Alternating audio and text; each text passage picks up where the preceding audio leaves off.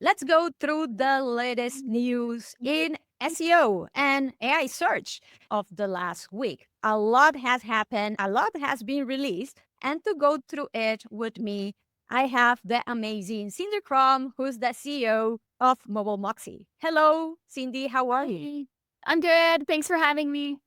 Thank you very, very much for coming. It's a delight to always talk to you and have your insights. And before starting, I want to thank SimilarWeb, who's today's episode sponsor.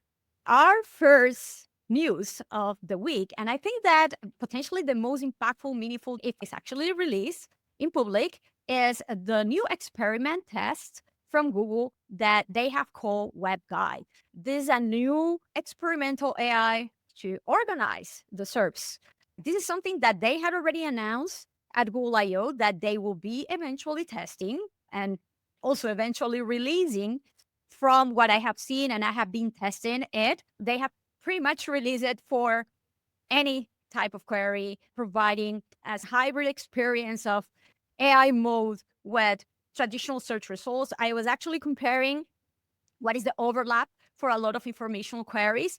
And at least from what I could see, there's a very high overlap with the top organic search results that we see right now in the SERPs for the same queries, but that tend to be a little bit different for more commercially oriented or transactional queries. Then, along with this announcement, there are people like Andrea Volpini, who has already started to assess how the web guide actually works in the background, right? Analyzing the network traffic, the hard file, and he had identified that similar to AI mode, yes, it also uses the query found out, but a server side, also there's a very high personalization of what we see, the account profile activity, the location, the device also is taken into account to provide the results and the information that we get. Then also he pointed out something that I also found to be very, very interesting, how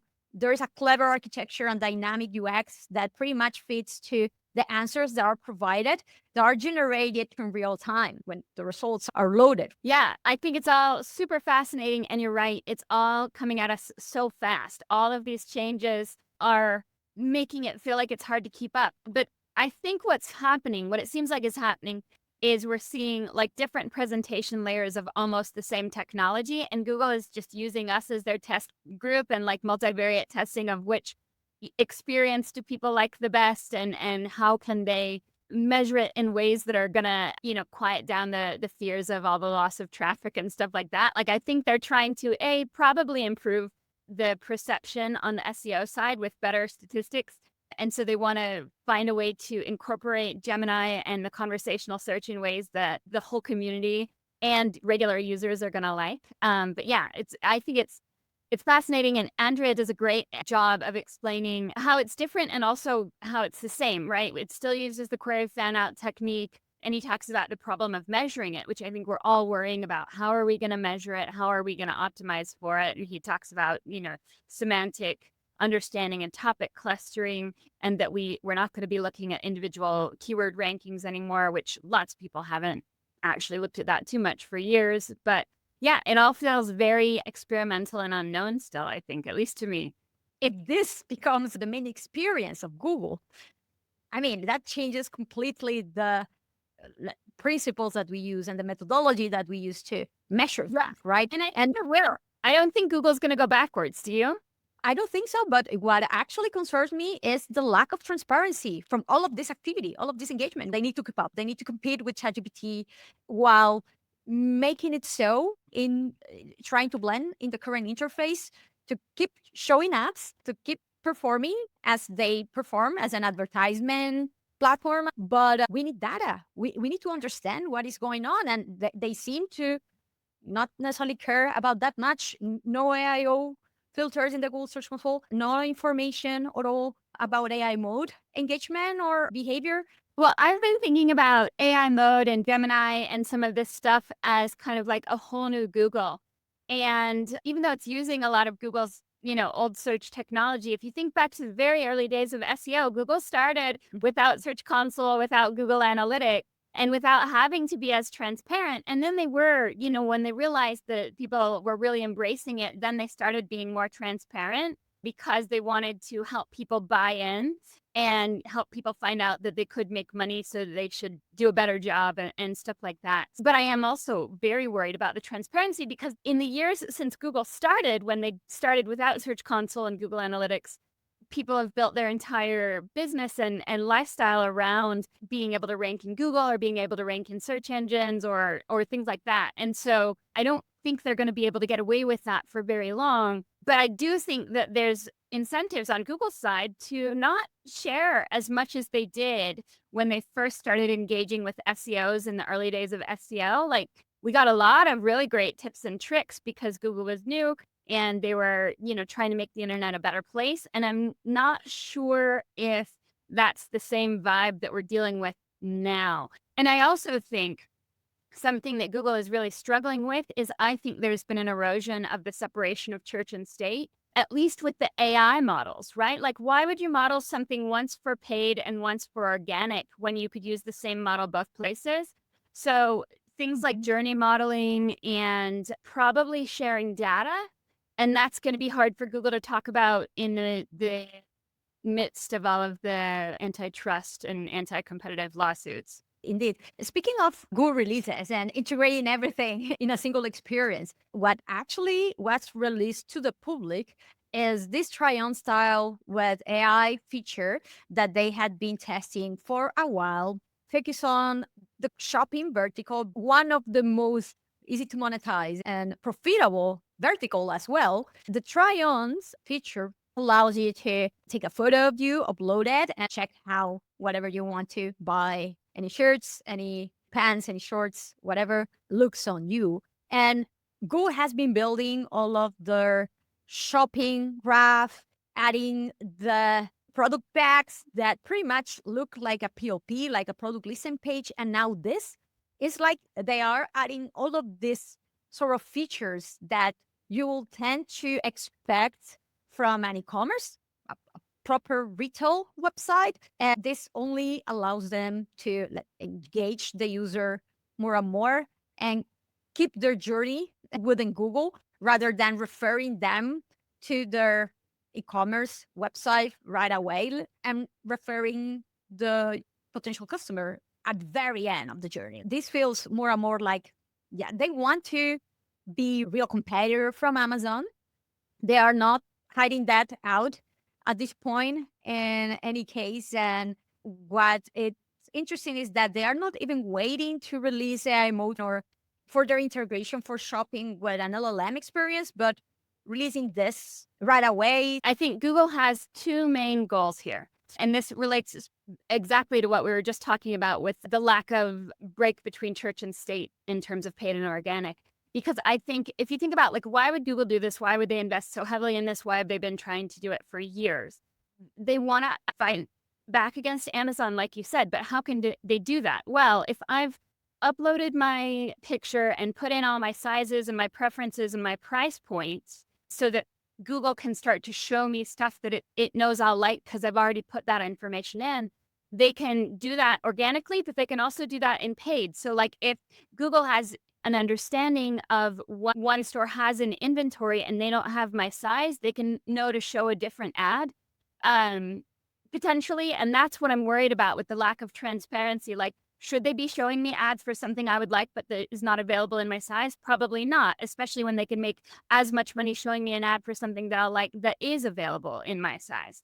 And that's going to help them make more money and do better on the advertising side, providing an advertising platform that actually results in conversion. And maybe they'll do that on the organic side too. I think that's probably part of the plan, right? Like if they have access or know what's in inventory or what's not, or can see that through Merchant Center or whatever, they probably want to do that in organic too, but they really want to do it in paid first. And that's kind of what I'm concerned about. So that's one thing. But then the other thing is, for years, Google has been trying to undercut the affiliate marketing that they created, right? They created the world of affiliate marketing, and now they don't like it as much anymore. And fashion try-ons are a huge part of affiliate marketing, but a lot of it sends the traffic straight to Amazon. right? And so like lots of people who are really into fashion will have a group of people that they follow that are roughly their size. And those people will try on the outfits and give them feedback and be like, oh, it's, too tight here, too loose here, whatever, whatever, or it's great, buy it. And those links all go to Amazon. And so Google's idea here, I think, is if they can cut out that kind of affiliate marketing, then less traffic is going to go to Amazon and you're going to know exactly what it looks like, not just on someone who looks like you, but actually you. And so they're thinking like maybe they can hijack that traffic and get it back. That's my thought. To completely agree. I hadn't thought on that particular angle of the affiliate relationship that a lot of publications end up having with Amazon. So at the end of the day, this is revenue going to Amazon, right? So rather than them keeping that traffic and provide an experience for this sort of needs themselves 100%. Sadly, at the end of the day, you know who are going to be the ones who end up getting hurt the most, right? Like the middlemen, the publications, and especially I feel for the ones who are indie, the independent ones, not necessarily the major networks that will end up diversifying and finding many more revenue streams in all the type of partnerships and any other ways, but the smaller ones that had a heavy reliance on Google, all of this connects very well with the next two articles, which are different sides of the same coin. On one hand, Google, in their earnings call of Q2, disclosing that AI overviews arrive 10% of more queries, so more page views in their SERPs on one hand, but at the same time, shockingly or not, the Google click-through rate drops 32% for top results after AI overview rollout. So more traffic, more engagement in Google, but less traffic refer to websites, which are at the end of the day, the ones that keep Google alive with their content and the one that Google use for their search and to provide a good experience to their users. So I believe that unfortunately, we have reached that point with Google that the balance is on the extremes at this point. And there's only so much that it will subsist like this. If the traffic continues to drop more and more, the incentives will be gone for original, expert-driven, authoritative, unique, original content that is human written. But these two insights, the two sides of the coin, shows very clearly that something has changed and Google is not losing, will never lose. They will continue releasing things to keep users engaged. The ones that end up losing, unfortunately, are ultimately the website and business owners. I think you're totally right that these statistics are both in Google's favor. And I think one of these articles talked even about how when AI overviews are present, one of the kind of positive things for SEOs is like when AIOs are present, people do actually sometimes search and things in lower rankings like 6 through 10 are getting more clicks. But to me, what that says is like AI overviews aren't answering the question and people are looking lower and they're not finding the answer. And I think this goes back to some of the stuff that's been published about Google actually actively, from the DOJ trials, Google actually actively testing, degrading the results and seeing no negative impact to their business. And so number one, like seeing an increase in the number of searches and a decrease in the CTR, that's necessarily going to happen. When there are more searches, people aren't not necessarily clicking more. Maybe it's not necessarily going to happen, but it's expected, right?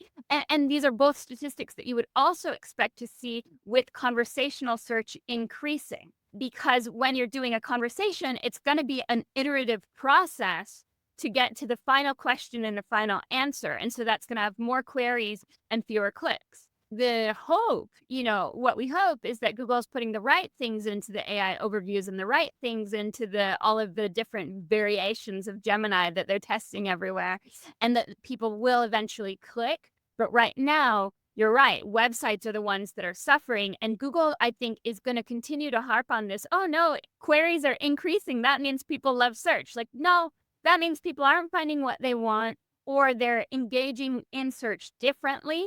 But a successful search means that you get it right on the first query and you're done. So unless the population of searchers is going way up, I wouldn't say like that necessarily the number of queries going up is a positive statistic for Google. They're trying to spin it that way. And if what they're going for is conversational search, then yeah. But if they're going for just answering questions, not necessarily. Not necessarily. This also ties well with our next article here that was the outcome of the tests that I did. That funnily enough, ironically enough or not, ChatGPT is using Google SERP snippets for its answers in those circumstances, in those scenarios in which you press for ChatGPT to find an answer from the real web. Of course, they don't have that in their trained data from their own internal data. And rather than going and trying to look for this information with Bing, which is, well, I will have guessed that they will do that, they end up getting the information from the Google SERPs. And a lot of people came back to me after I released this test saying, oh, but how do you know that this was actually from the SERPs from Google and not from the ones of Bing? First, because it wasn't indexed in Bing until much later, after I did the initial round of tests. And then this snippet, the description snippet here, is not taken from the meta description of the page. It's the one that has been rewritten by Google, because there was another person telling me, oh, but what if this is from the common crawl or whatever? No. This is not the meta description here. This is the rewritten snippet from Google. So yes, I get that, Cindy, speaking about monopolies and etc., right? Like Google has this massive advantage that we thought, oh, ChatGPT will be able to be the leader, has all of this new technology, is able to fulfill better the users, but they end up even going back to the SERPs. And I guess also another point regarding this shows once again why SEO is not dead. Hello. And this shows quite clearly that ChatGPT is behind Google. so I think this is fascinating. It was a really great test, and I was so glad to see that you did it and all of your findings. But think about this test in the context of the stats that we just looked at on the two previous articles. The queries going up and click-through going down. ChatGPT might be causing part of that, right? If every time someone does a ChatGPT search query, they're hitting Google, then that's going to drive Google queries up and CTR down. If ChatGPT isn't actually clicking on anything, which it doesn't appear they are, they're just scraping the description that Google has put in, not even the meta description. They're not even requesting the page. So I think what that says is, number one, like ChatGPT may be making those statistics like look like they're more warped, and it might be double counting, because if someone is doing a query in ChatGPT, it's also hitting Google as a query. And so like all of these statistics are kind of messed up if that's the case. And so, ChatGPT is doing queries to respond to users' queries, and maybe they're doing queries preemptively to collect information. We don't know. So that's all weird, right? It's messing up the data when one entity who's trying to become a competitor is using the data from the existing monopoly. I guess that's how it's got to be. That's part of them trying to overcome the barrier to entry, because the barrier to entry is all of the data that Google has collected in the topic layer and understands over the years, and ChatGPT is trying to make up the distance there. But you're right that it also means that the answers that ChatGPT gives when it searches on are already pre-screened by Google. So Google, whatever Google thinks is good, is also being fed directly to ChatGPT. So it means that we're still not getting, the original marketplace of ideas that the internet was supposed to be. 100%. And to start wrapping up, I would love to cover the last news of the week. A lot of us actually were able to keep up with this, with the shares from Dan Taylor, also Natalia Witzek, also Kenichi Suzuki. A few SEOs were at the latest Google Search Central event, but this time was a little bit different. It was a 3-day event, much more in-depth event. Actually, one of the things that I want to highlight was that from some of the photos that were shared, actually Google went much more in-depth and were much more actionable than in any other event that they have done. They actually share geo-targeting factors, for example, or what affects the crawl budget of a website or not, if what HTTP status affected the crawl budgets, or if something was an indexing signal or not, for example. So I can definitely see how we have been talking about lack of transparency, etc. But all of a sudden, there is this new type of event that they also took or leveraged, let's say, to announce new releases. Funnily enough, they didn't announce nothing about the web guide or these new features, but they announced a new API for Google Trends, which is great, but nothing related to AI. And also here we have how Kenichi actually highlighted all of these insights regarding AI on search in particular, and how the bigger point here from Gary is that AIO and all the AI features on Google search use the exact same infrastructure, signals, and systems as traditional blue links. And he explicitly stated there is no need for a new acronym or a separate discipline. And the core principles of creating helpful, reliable, people-first content remain as the foundation for visibility in all of these new search formats. So yes, very interesting moment for this new type of event. I am the first one who embraced more insights from Google from one hand. So great to see the confirmation of all of this indexing signals, geolocation signals, crowd budget factors, and so on. But yes, it's interesting to see the take, let's say, from Google regarding AI search and the need or not of something new to optimize for it. This is the first time that Google really does seem like they've gone out of their way to be actionable, especially in relation to all the changes in AI. And so I think that's great. And the coverage from Kenichi and Dan both was like super great, super helpful. I was really glad that they were there. I hope that Google continues to do stuff like this and actually ups their representation at industry events so that we can get really good, clear guidance about what they want us to do. Because I do think that they've gone back and forth on how they think publishers should be using AI, because they definitely think that advertisers should be using AI, and they've created a bunch of tools for advertisers to use AI in their managing their campaigns, creating their creative. And then they seem like they want us to be using AI to some degree, but then they'll double down and say, but it has to have human oversight.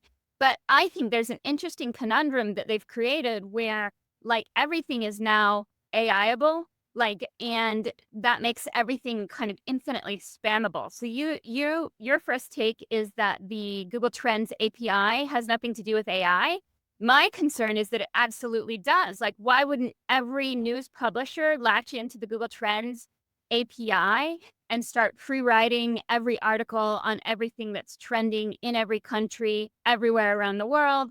And that's a problem for Google, though. If they do that, like they've created this thing where if they give us cool things, we're going to use AI to exploit them. And that means there's more that they have to index. I mean, I just don't know if it's how they're going to manage all of these things and how they're going to manage the messaging around how and when to use the tools that they've given us. And I worry that it'll just be another excuse for them to give us less data, less tool.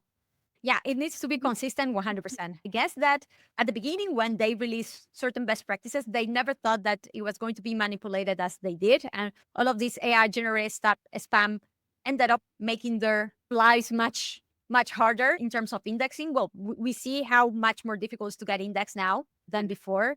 So I guess that they have had to fine tune the way that they communicated that. As usual, we need to use our own critical thinking, I guess, and the best benefit of the companies that we work with and represent, rather than naively just follow Google's best practices, right? It's like, is this actually applicable? And what are the potential backlash that we can suffer, especially for each website owns characteristics and context. I would love to finish on one hand.